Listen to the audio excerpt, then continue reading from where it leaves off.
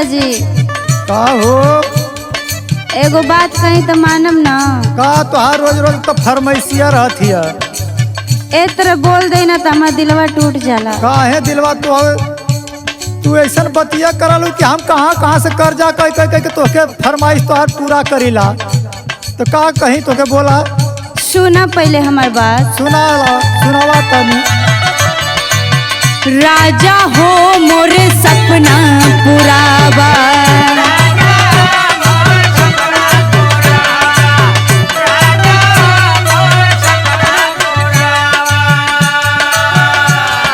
तीन पतिया लागल झूलन आंगढ़ावा, तीन पतिया लागल झूलन आंगढ़ावा, राजा हो मोरे सपना पुरावा।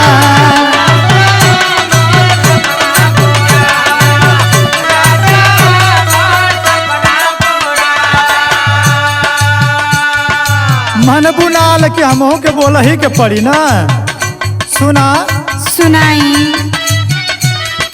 ए गोरिया हो देवा सपना पुराई,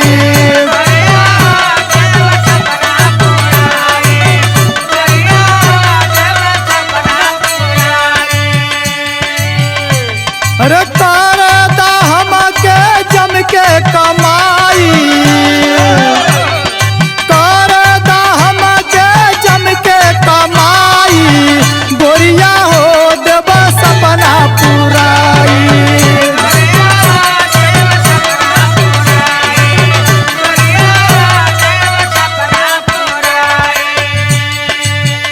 आजकल करत करत ऐसा ही कुल दिन बिता देल। अरे हमके 4 गो लड़की लेकर के कुल न देखे के बाकी तोहार फरमाइशिया पूरा करी। उन्हन के पढ़ाई बा, लिखाई बा, दया बा, दर दवाई करे के पड़ला, सब कुछ वही में देखा। तो वही कुल में न रही जाला, कबो मेहरारू का सपना पुरावेला। मेहरारू का तो 75 किस्म का क्रीम आई, तो हम कहाँ से दे बोला। पहले सुना हमार बात। सुनावा। जहिया से लैला करा के गवनवा,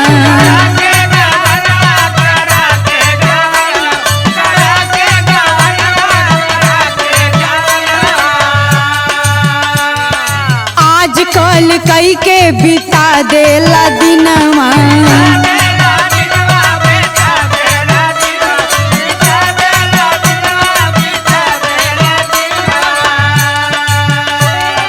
अब जिन तनिको हमें बहकावा,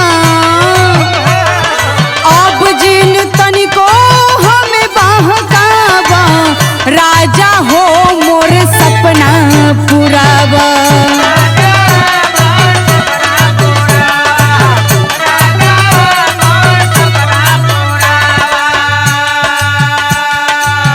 सुना।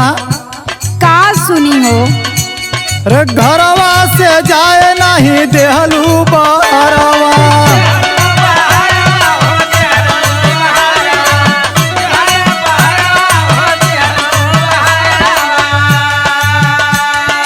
कहलू कि हरदम रहा हमरे पाजरवा,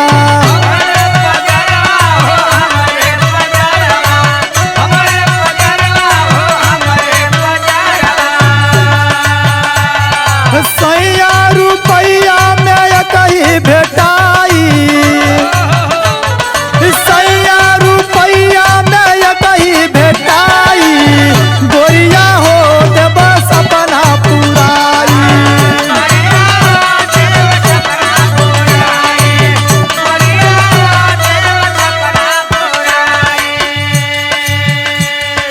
ए घर में रह के कितना जानी कमा के अपने मेहरारू का शौक पूरा देत हूँ, लेकिन तू ऐसन मर्द बड़ा कि कबो सपना पूरा ना पैब।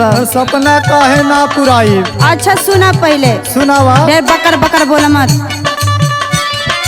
कुल और जई हमोर माना बचनिया,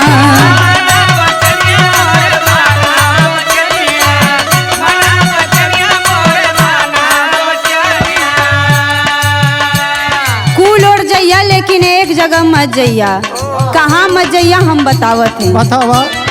जइहा पूर्ववा जिन बस बंगलनिया,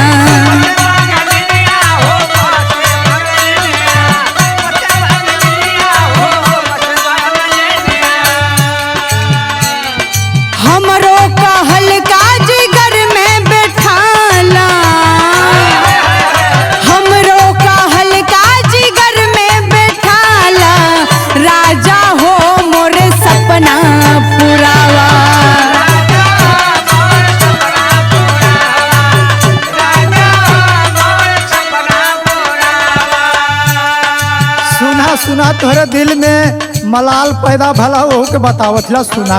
हमरे दिल में कोनो मलाल पैदा ना नहीं भइल। पैदा भला सुना। सुनाई। रे दिलवा से शंका गोरी देबू निसारी।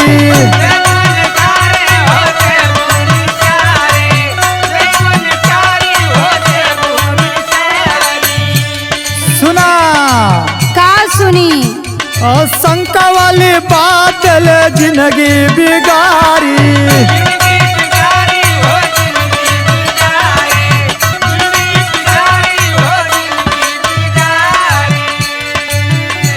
अरे संतोष रामानंद का है समझाई।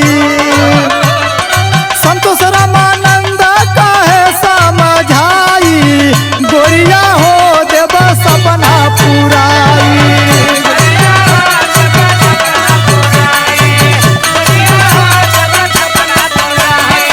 राजा हो मोर सपना पुराव।